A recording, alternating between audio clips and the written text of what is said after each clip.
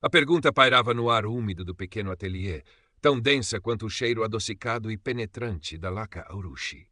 Seria a beleza suficiente para transcender as sombras do preconceito?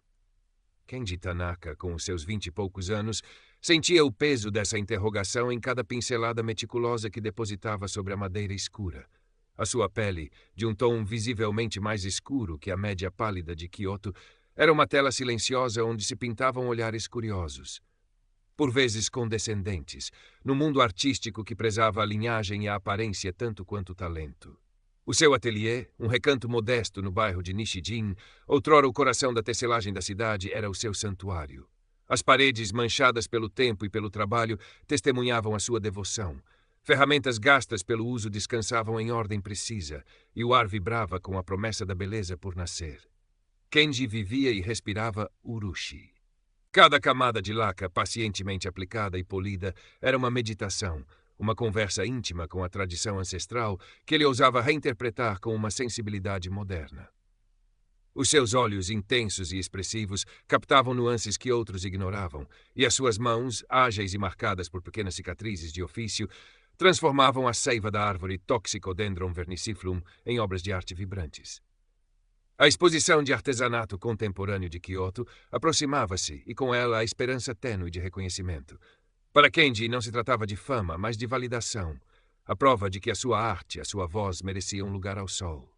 No entanto, pairando sobre a cena artística local como uma montanha imponente, estava Akira Sato.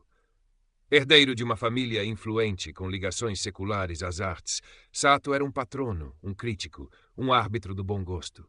A sua pele clara, quase translúcida, os seus trajes impecáveis e a sua postura aristocrática contrastavam cruelmente com a simplicidade de Kenji. Sato era conhecido tanto pela sua erudição quanto pela sua arrogância velada, um elitismo que definia a pureza da arte japonesa segundo os seus próprios termos restritos. Um aceno seu podia consagrar um artista, o seu silêncio condená-lo ao esquecimento. Kenji sentia um misto de admiração distante e receio instintivo pela figura de Sato.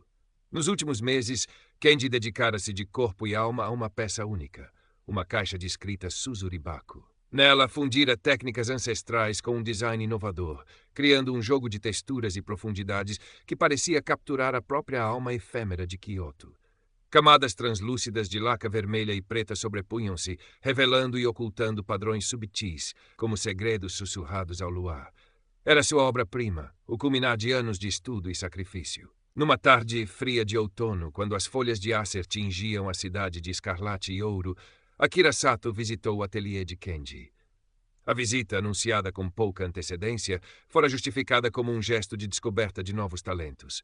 Sato percorreu o pequeno espaço com um ar de fastio polido, os seus olhos calculistas examinando cada detalhe. Quando viu a Suzuribaku, uma expressão indecifrável cruzou o seu rosto pálido. Elogiou a peça com palavras medidas, formais, mas os seus olhos detiveram-se nela por um instante a mais. Uma intensidade que Kenji, na sua ingenuidade, interpretou como genuíno interesse. Um talento bruto, Tanaka-san, disse Sato, a voz suave como seda. Com a devida orientação, quem sabe onde poderá chegar. As palavras pairaram ambíguas entre o encorajamento e a condescendência. Dias depois, a uma semana da abertura da exposição, a tragédia abateu-se. Kenji chegou ao ateliê e encontrou a sua Suzuribaku desaparecida. O cadeado da porta fora subtilmente forçado. Não havia sinais de arrombamento violento, apenas a ausência lancinante da sua criação. O chão pareceu fugir-lhe dos pés. O desespero frio e agudo tomou conta dele. A sua obra-prima, o seu bilhete para o reconhecimento, tinha sido roubada. Quando comunicou o sucedido à organização da exposição, foi recebido com uma simpatia formal que mal disfarçava a suspeita. Sem peça, a sua participação era impossível. Pior ainda, começaram a circular rumores discretos sobre a sua falta de organização ou a sua natureza instável. A sombra de Akira Sato, embora invisível, parecia pairar sobre o seu infortúnio. O mundo de Kenji desabou. A paixão que o consumia transformou-se em cinzas amargas. Durante dias vagueou pelas ruas de Kyoto como uma alma penada, a beleza outonal da cidade uma afronta à sua dor. A ideia de abandonar a arte, de se render à obscuridade que parecia ser o seu destino, tornou-se uma tentação constante. Foi Sensei Ishikawa, o seu velho mestre de Urushi, quem o resgatou do abismo. Ishikawa-sensei, um homem pequeno de cabelos brancos e mãos nodosas que continham a sabedoria de gerações, recebeu-o no seu sereno ateliê, impregnado do aroma reconfortante da laca e do incenso. A laca é resiliente, Kenji, disse o mestre, a voz calma como um riacho de montanha enquanto servia chá. Ela suporta o tempo, as intempéries. Quebra, sim, mas pode ser reparada, e muitas vezes a reparação, o kintsugi, revela uma beleza ainda maior.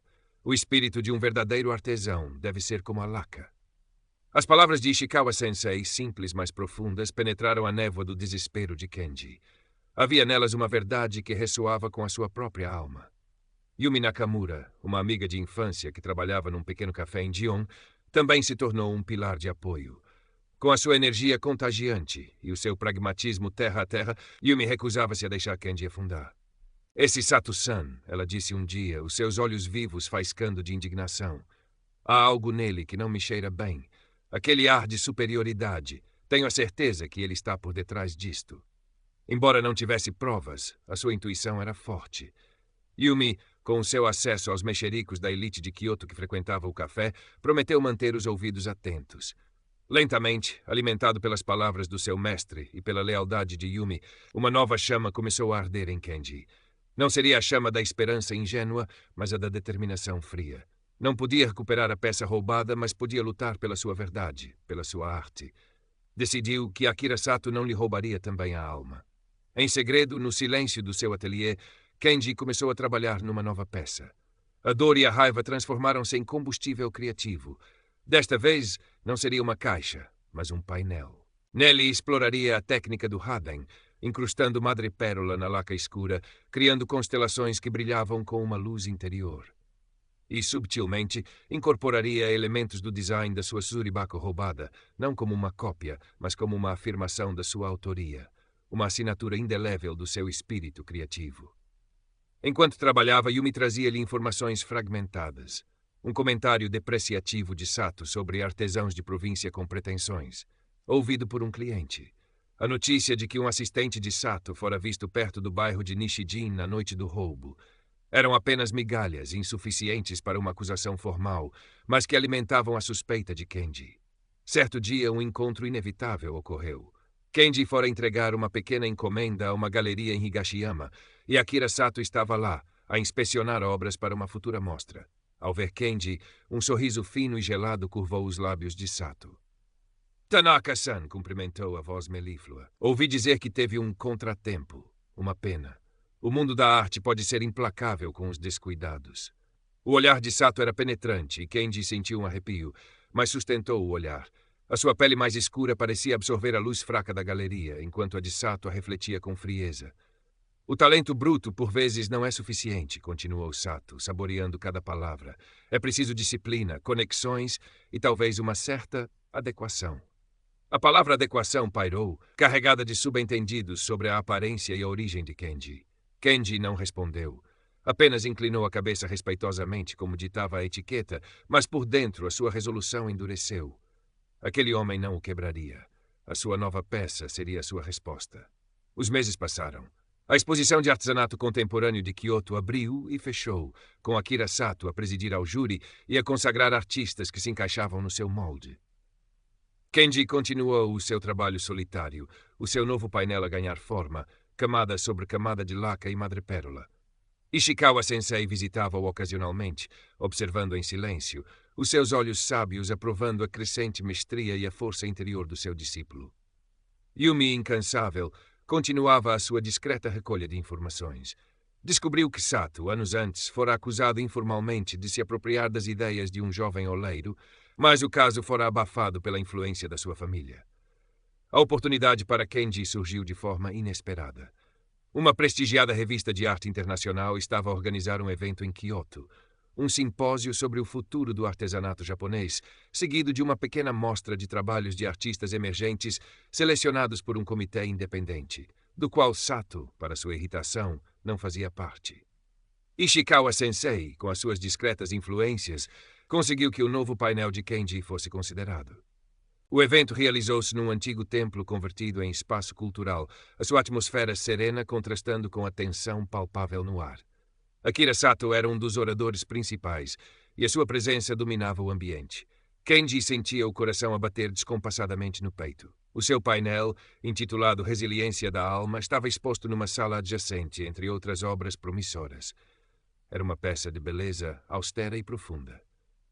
A Madre Perola brilhava como estrelas distantes num céu noturno de laca negra, e quem conhecesse o trabalho anterior de Kenji reconheceria subtecos da Suzuribaku perdida, agora transformados, transcendidos. Durante o painel de discussão, Akira Sato discursava com a sua habitual eloquência sobre a importância da pureza e da tradição autêntica, lançando farpas veladas aos experimentalismos inconsequentes e à diluição dos padrões por influências externas. Kenji ouvia, sua mente focada. Yumi estava na audiência, um pequeno gravador discreto na sua mala. Ishikawa-sensei sentava-se na primeira fila, a sua expressão serena e atenta. No final das apresentações, abriu-se um espaço para perguntas e interação com as obras expostas. Foi então que Ishikawa-sensei, com uma calma que desarmava, tomou a palavra. Não se dirigiu a Sato diretamente. Em vez disso, comentou a beleza e a originalidade do painel de Kenji, destacando a sua técnica inovadora e a profundidade emocional da peça. Convidou os presentes, muitos deles críticos e curadores internacionais, a observá-la com atenção. Enquanto um pequeno grupo se formava em torno do painel de Kenji, Yumi aproximou-se de um conhecido jornalista de arte. Com poucas palavras, partilhou uma gravação.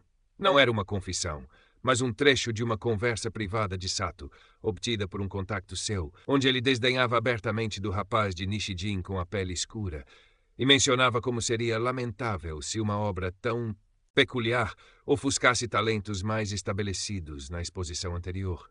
A gravação, por si só, não provava o roubo, mas revelava o preconceito e a má-fé de Sato de forma inequívoca. Ao mesmo tempo, um especialista em urushi de renome que examinava o painel de Kenji notou algo. Pediu a Kenji que explicasse uma técnica particular de aplicação de pó de ouro que ele usara para delinear certos fragmentos de madrepérola, uma técnica que lembrava o kintsugi, mas aplicada de forma inovadora na laca. Kenji explicou, a sua voz baixa mas firme, a sua paixão pela arte a transparecer. O especialista acenou, impressionado.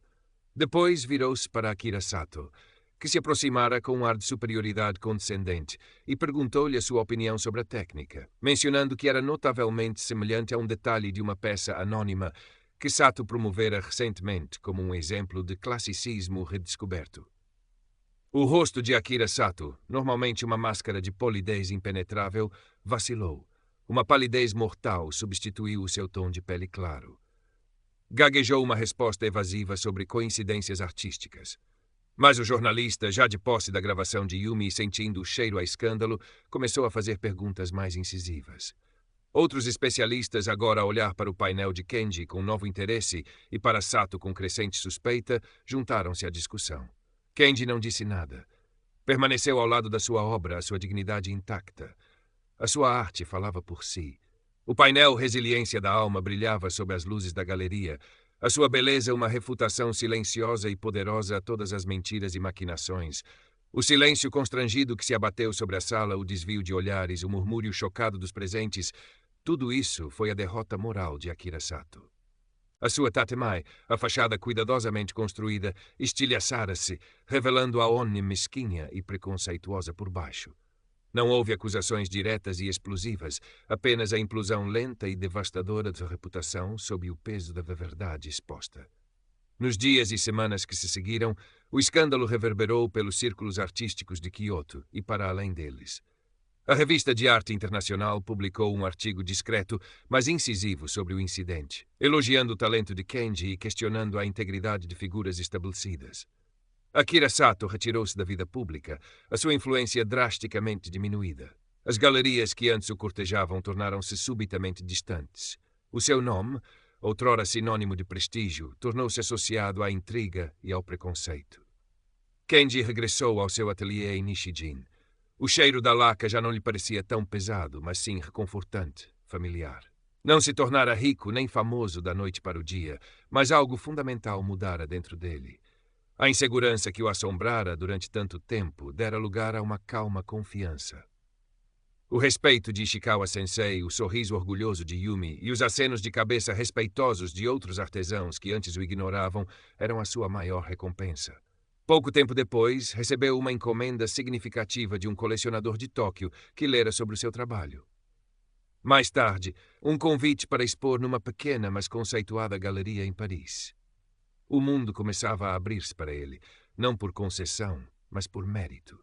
Numa tarde de primavera, enquanto o sol dourava os telhados de Kyoto e as cerejeiras desabrochavam em nuvens rosa e brancas, Kenji Tanaka aplicava cuidadosamente uma camada de laca vermelha no novo